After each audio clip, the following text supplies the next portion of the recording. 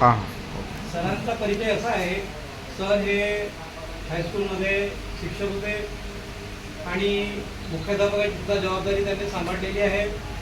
शासनाच्या सेवेमधून जिल्हा परिषदेमधून सेवानिवृत्त झाल्यानंतर ते अनेक उपक्रमामध्ये हिरिरीने भाग घेतात आणि आपला संपूर्ण बरेचसेच लोक रिटायर्ड नंतर ते समजतात तर मी आता म्हातारा झालो, रिटायर्ड झालो, कुठे जात नाही. पण रिटायर्ड नंतरच खरी जीवनाची सुरुवात होते आणि ती सुरुवात आपल्याला सरांपासून पाहायला मिळते. अंधश्रद्धा निर्मूलनचे जिल्ह्याचे उपाध्यक्ष आहेत आणि विविध संघटनांमध्ये सरांचा सहभाग आहे. असे यांचं जे जंबूळकर आपल्याला या ठिकाणी उपस्थित लाभलेले आहेत, यांच्या उपस्थितीमध्ये हा कार्यक्रम होत आहे आणि म्हणून सर्वांनी सरांनी सुद्धा एकदा टाळ्या देऊन स्वागत करावं आणि सरांनी आपल्या नाश्तावी आयुष्यामध्ये या ठिकाणी करावं असं मी विनंती करतो. सर्वांना नमस्कार. आज 10 मार्च 2026 आंतरराष्ट्रीय महिला दिन आणि सावित्रीबाई फुले स्मृती दिन असा संयुक्त कार्यक्रम मध्यवर्ती राज्य सरकारी कर्मचारी मध्यवर्ती संघटना भंडारा याच्यातर्फे आयोजित केलेला आहे. तर सर्वप्रथम सावित्रीबाई फुले यांच्या प्रतिमेला मी वंदन करतो. ज्या महापुरुषांनी आपल्या बहुजनांसाठी आणि समाजासाठी जन्म घेऊन आपले जीवन वेचले अशा सर्व महापुरुषांना मी वंदन करतो. त्याच्यामध्ये एका महापुरुषांचा इशारा आणि प्रतिज्ञा फार महत्त्वाची वाटते आणि मला नेहमी कार्यक्रमामध्ये मी ते आठवण करून देतो. माझ्या दाढीला जेवढं केस आहे, माझ्या दाढीला जेवढे केस आहे तेवढे बहुजनांचे पोरं मोठे मोठे अधिकारी करी, SC ST समाजाचे OBCचे पोरं मोठे मोठे अधिकारी करी, तेव्हाच मी दाढी बनवी आणि पायामध्ये चप्पल घाले असे प्रतिज्ञा करणारे कर्मवीर भाऊराव पाटील. तर आजच्या कार्यक्रमाचे अध्यक्ष Bhakte madam, Gunjal madam, Rangari madam, Manaik madam, आमचे पितृतुल्य रामभाऊ येवले साहेब, शेळके साहेब, रंजावर साहेब, आमचे मित्र बडाने साहेब, विशाल दादा आणि सर्व माता भगिनी. आम्हाला वाटलं पहिले की आता आम्ही 5-6 लोकांनी हा कार्यक्रम म्हणजे आटोपून घ्यावा, परंतु महिला काय नाही करू शकत, एक नारी सबसे भारी. तर अशा प्रकारे आपण या ठिकाणी आला आणि कार्यक्रमाची भरपूर शोभा वाढवली. तर या देशामधली पहिली मुख्याध्यापिका, पहिली शिक्षिका आणि पहिली कविते, पहिली लेखिका जर कोण असेल तर त्या सावित्रीबाई. त्यांचा जो पहिला काव्यसंग्रह आहे काव्य फुले, दुसरा आहे बावनकशी आणि तिसरा आहे सुबोधरत्न. हे 3 काव्यसंग्रह सावित्रीबाई फुले यांनी लिहिलेला आहे. आणि पहिला जो काव्य फुले हा जो कविता संग्रह आहे तो त्यांचे गुरु आणि त्यांचे पती महात्मा ज्योतिराव फुले यांना काय दिलेलं आहे त्यांनी अर्थ. तर मित्रांनो, जगामध्ये असं एक मोठं सुंदर दाम्पत्य जन्माला आलं आणि त्या दाम्पत्यामुळे या जगाला आणि या भारताला एक वेगळी कलाटणी मिळाली. कारण आपल्याला शिक्षणाचा जो अधिकार होता, हा शिक्षणाचा अधिकार आपल्याला इंग्रजांनी दिला. आपल्या देशामध्ये शिक्षणाचा अधिकार कुणालाच नव्हता, पुरुषांना नव्हता, स्त्रियांना नव्हता, कुणालाच नव्हता. मात्र जेव्हा इंग्रज या ठिकाणी आले आणि या देशाची व्यवस्था बघण्यासाठी त्यांनी शिक्षण चालू केलं, लॉर्ड मेकॅले, तेव्हापासून आपल्याला शिक्षण झालं आणि आपल्या देशामध्ये पुरुष घडू शकले, महापुरुष घडू शकले. त्यांनी शिक्षण घेतलं आणि त्या शिक्षणाचा उपयोग त्यांनी समाजासाठी केलेला आहे. परंतु त्या इंग्रजांच्या बापाची ताकद काय झाली की आमच्या माता भगिनींना काय द्यावं, हा मोठा विरोध झाला. तर ती ताकद दाखवली, आमचा बाप, तुमचा बाप, सर्वांचा बाप. आणि ते बाप म्हणजे कोण? महात्मा ज्योतिराव फुले. आणि ती आई म्हणजे कोण? सावित्रीबाई. यांनी एक क्रांती घडवली समाजामध्ये आणि 1 जानेवारी 1848ला त्यांनी पहिली शाळा काढली पुण्यात आणि त्यावेळेसही त्यांना फार मोठा त्रास झाला, तुम्हाला माहीतच आहे. कारण त्यांचे जे वडील होते महात्मा ज्योतिराव फुलेंचे, त्यांच्या घरावरच काय गेला, मोर्चा गेला. त्या मुलांनी काय काढली, शाळा काढली. धर्म बुडाला असं त्यांच्या घरावर मोर्चा गेला आणि त्यांना त्याच्या वडिलांनी सुद्धा काय केलं की तो समाजाच्या विरोधामध्ये काय करून राहिला, काम करून राहिला, म्हणून त्यांना नेसल्या लुगड्यावर आणि नेसल्या कपड्यावर घराच्या बाहेर पडावं लागलं. परंतु त्यांनी तिथं मात्र काही सोडली. तर त्यावेळी अशी वर्णवादी व्यवस्था होती, त्याच्यामध्ये किती त्यांना त्रास सहन करावा लागला. पिक्चर आलं होतं, ते पिक्चर पाहिलं असेल तुम्ही. परंतु त्या सावित्रीच्या लेखी आणि फुल्यांच्या लेखींनी हा इतिहास घडवलेला आहे आणि पुरुषांच्या खांद्याला खांदा लावून त्या कार्य करीत आहे. समजलं? कारण आज डॉक्टर, इंजिनियर, वकील, मोठ्या मोठ्या पदावर राष्ट्रपती असेल, मुख्यमंत्री असेल, सर्व आज घडले आहे तर ते शिक्षणामुळे घडलेले आहे. आणि म्हणून मला म्हणावंसे वाटते, सरकारी हुद्द्यावर बसली असतीस का, सरकारी हुद्द्यावर बसली असतीस का, माझी सावित्री नसती तर साहेब झाली तू असतीस का, माझी सावित्री नसती तर साहेब झाली तू असतीस का, पोरगी शाळेत गेली तर तेव्हा धर्म बुडायचा, पोरगी शिकाय लागली तर तेव्हा धर्म बुडायचा, फक्त चूल आणि मुलं, फक्त चूल आणि मुलं सांभाळली असतीस का, फक्त चूल आणि मुलं सांभाळली असतीस का, माझी सावित्री नसती तर साहेब झाली तू असतीस का, माझे ज्योतिबा नसते तर साहेब झाले तू असतीस का. म्हणून मित्रांनो, यांचं कार्य फार मोठं आहे. ज्यावेळेस देशवपन व्हायचे स्त्रियांचे, जेव्हा विधवा व्हायच्या, स्त्रिया विधवा व्हायच्या, कारण त्या ठिकाणी बालविवाह पद्धत असे.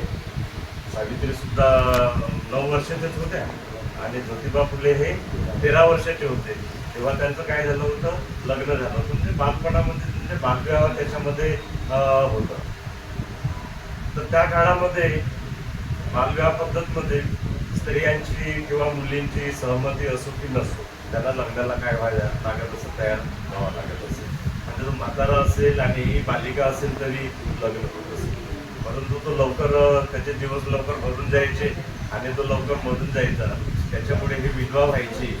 परंतु यांना मात्र लग्न करायची काय नव्हती, परमिशन नव्हती, परवानगी नव्हती. हे जेव्हा ज्योतिबाने पाहिलं, सावित्रीने पाहिलं, त्यावेळेस नाव्याचा संप घडवला. नाव्याचा संप, एवढी मोठी ताकद, एवढी मोठी हिंमत दाखवली आहे. त्यांनी सांगितलं, त्यांना समजावलं की तुमच्या आईचं तुम्ही काय करून राहिले, मुंडन करून राहिले, तुमच्या बहिणीचं काय करून राहिले, मुंडन करून राहिले. या देशामध्ये विरोध झाला, पूर्ण भारतामध्ये तो म्हणजे काय झाला, नाव्याचा संप घडवून आणला. आता या नाव्यांचं जे पोट होतं हे काय आहे, त्याच्या धंद्यावरच होतं, त्याच्या व्यवसायावरच होतं. त्याच्यामुळे त्यांना त्यांची उपासमार होऊ लागली. त्यांची उपासमार होऊ लागली. तर ही जेव्हा बातमी इंग्लंडला कळली, समजला की इथले जे नावी आहे, फुल्याने संप घडवून आणला, सावित्रीआईने संप घडवून आणला आणि नाव्यांचं काय होत आहे, या ठिकाणी उपासमार होत आहे. तर इंग्लंडचे जे अधिकारी होते, तिथले जे लोक होते, तिथून या ठिकाणी काय आला, त्यांच्यासाठी पैसा आला, समजलं का. परंतु त्यांनी आपले जे काम होते ते काम बंद केलेले नाही. आणि म्हणून जगामध्ये जर सर्वात दाम्पत्य आणि आदर्श जर दाम्पत्य असेल तर ते कोणतं आहे, फुले दाम्पत्य. याच्यासारखी जोडी आणि यांच्यासारखं दाम्पत्य जगामध्ये कुठलेही नाही. जगामध्ये असं एक दाम्पत्य दाखवा मला की ज्या दाम्पत्याने, ज्या फुल्यांनी आपल्या घराच्या समोर टोपली ठेवली होती. आपल्या घराच्या समोर टोपली ठेवली होती, असं उदाहरणच नाहीये. समजलं का? आता ती टोपली कशासाठी ठेवली होती की त्या काळामध्ये तरुणी असेल, स्त्री असेल, त्याचं पाय जर वाकडं पडलं, समजलं का, तर त्या गर्भवती राहील. समजलं? आणि गर्भवती राहिल्यानंतर त्या आपल्या जीव द्यायच्या, नदीमध्ये जीव द्यायच्या, आडामध्ये जीव द्यायच्या, विहिरीमध्ये जीव द्यायचा. समजलं? म्हणजे बाळाचा जीव जात असे आणि त्या माऊलीचा पण जीव जात असे. त्यावेळेस फुल्यांनी आवाहन केलं की तुम्ही आपला जीव देऊ नका, बाळाला मारू नका. मी आपल्या घराच्या समोर काय ठेवलेली आहे, टोपली ठेवलेली आहे. सर्व गावाला झोपू द्या, सर्व गावाला काय होऊ द्या, शांत होऊ द्या आणि चुपचाप त्या बाळाला आणून माझ्या घराच्या समोर जी टोपली आहे त्या टोपलीमध्ये ठेवून द्या. मी तुमच्या बाळाचं काय करीन, संगोपन करीन, मात्र जीव तुम्ही देऊ नका. एवढं सुंदर कार्य फुल्यांनी केलेलं आहे. एक शेवटचीच तुम्हाला घटना सांगतो आणि संपवतो. ज्यावेळेस सावित्रीबाई फुल्यांचं जेव्हा निधन झालं, तसं झालं, फार मोठा एक घटना प्रसंग घडली 1897. बरोबर आहे? 1897ला प्लेगची बिमारी आहे पुण्यामध्ये. प्लेग झालं, समज माणसं पटापट मरायची त्या काळामध्ये. मग ह्या माऊलीनं, फुल्यांचंही निधन झालं होतं त्यावेळी. आपल्या पोरांना याने यशवंत त्यांचा मुलगा होता दत्तजी, ते डॉक्टर होते.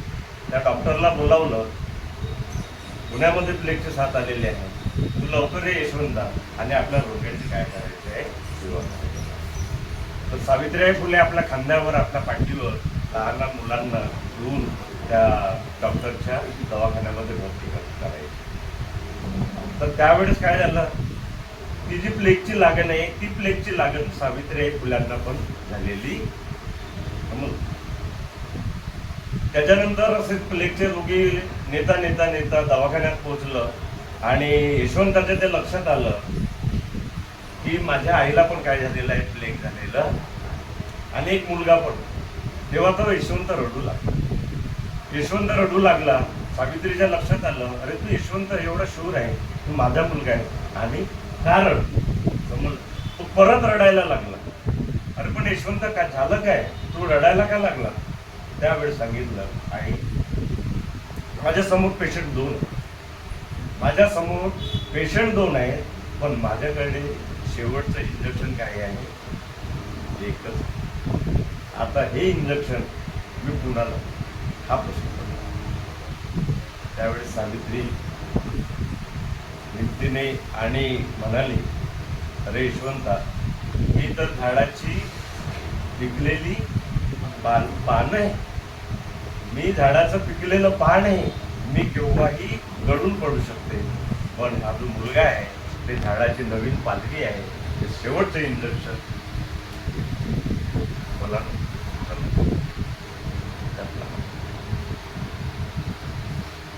तर एवढं सुंदर कार्य या माऊल्यांनी केलेलं आहे. अंधश्रद्धेला त्यांनी थारा दिलं नाही. उपाध्यक्ष या नात्याने मी सांगू इच्छितो तुम्हाला की आपण फुल्यांना वाचलं नाही, आपण सावित्रीबाईंना वाचलं नाही, परंतु त्या काळामध्ये जेव्हा एक प्रसंग घडला होता, यांना मुलंबाळं नव्हते. फुल्यांना मुलंबाळं नव्हते, तर यांच्या घरचे जे लोक होते, वरिष्ठ मंडळी, सावित्रीबाईंना ही सटवी आहे, ही बटवी आहे, ही पांढऱ्या पायाची आहे, हिच्यापासून आम्हाला काय होत नाही, नातू होत नाही, आमच्या वंशाला विवाह होत नाही, त्याच्यामुळे असे टोमणे ते मारायचे. सावित्रीनं खूप ऐकून घेतलं, पण जेव्हा तिच्या अंगाबाहेर झालं की आता ऐकायचं नाही, म्हणून सावित्रीनं आपल्या ज्योतिबाला म्हटलं, हो धनी ऐका जरा. काय ग सावित्री, काय म्हणून राहिली. धनी, आता माझ्यापासून तुम्हाला काही मुलबाळ होत नाही, वंशाला दिवा होत नाही, आणि तुमच्या घरच्या लोकांना काय पाहिजे आहे, वंशाला दिवा पाहिजे. त्याच्यामुळे आता तुम्ही असं करा, दुसरं लग्न करा आणि माझ्यासाठी काय आहे ना, सवत आणा. तुम्ही दुसरं लग्न करा आणि माझ्यासाठी एक सवत आणा. काय केलं असतं, आजकाल काय करतात, सवत आणा, ठीक आहे आजच सांगतो, आजच पोरगी पाहायला जातो. फुल्यांचं वैज्ञानिक दृष्टी पहा माऊल्यांना, फुल्यांचं वैज्ञानिक त्यांची समजवण्याची पद्धत काय. फुल्यांनी म्हटलं, सावित्री, पुण्याला फार मोठे मोठे डॉक्टर आहे, आपण त्या डॉक्टरकडे जाऊया. ब्लड चेक करूया, सिमेंट चेक करूया, तुमच्या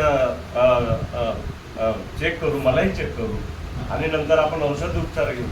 आणि समजा सावित्रे, तुझ्यामध्ये जर फाल्ट असेल तर मी नक्कीच दुसरं लग्न करतो आणि तुझ्यासाठी काय आणतो, सवत आणतो.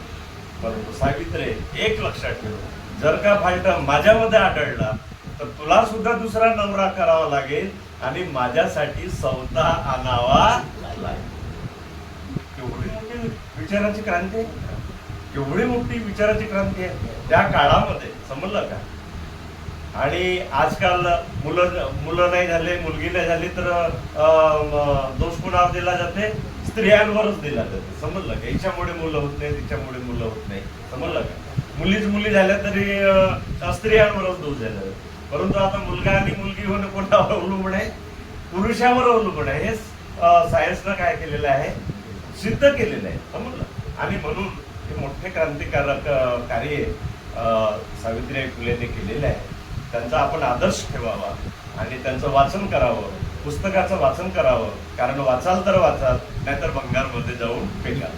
ज्याच्या घरी पुस्तकाचं नाही कपाट, त्याचं घर होईल भुई सपाट. म्हणून जास्त उपास तापास धरू नका. सावित्रीनं उपास केला का? जिजाऊनं उपास केला का? रमानं उपास केला का? कधीच नाही. समजलं का? सावित्री केव्हा उपाशी राहिली?